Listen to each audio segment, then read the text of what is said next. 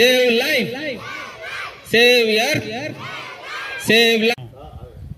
Shri S Ramarao గారికి మరియు పాఠశాల విద్యార్థులకు ఉపాధ్యాయులకు నమస్కారం. ఈరోజు మనం సేవ్ ఎర్త్ అనేటువంటి కార్యక్రమాన్ని చేసుకుంటున్నాం.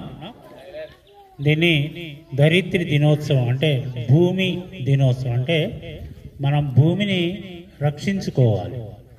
భూమిని రక్షించుకోవాలి అంటే మనం వాడేటువంటి ప్లాస్టిక్ అనేది, మనం ప్లాస్టిక్ సంచుల్ని తగ్గించుకోవాలి. మనం గట్టిగా ప్లాస్టిక్ ని వాడుకోకూడదు. ప్లాస్టిక్ ని ఖచ్చితంగా అందరూ బంద్ చేసి ఎక్కువగా గుడ్డ సంచుల్ని లేదా ఇంకా దానికి ప్రత్యామ్నాయంగా అనేక రకాలైనటువంటి వాటిని వాడుకోవాలి. ప్లాస్టిక్ ని వాడటం వల్ల భూమిలో మనం వేసినటువంటి సంచులు ఉంటాయి కదా, ప్లాస్టిక్ సంచులు కొన్ని వందల వేల సంవత్సరాల వరకు కూడా అవి అక్కడే భూమిలో ఉండిపోయి చెట్లు పెరగకుండా భూమి క్షయమైపోయి మన యొక్క జీవజాతి అంతరించిపోతుంది. ఇంతింటా చెట్టు, ఇంతింటా చెట్టు, ఇంతింటా చెట్టు.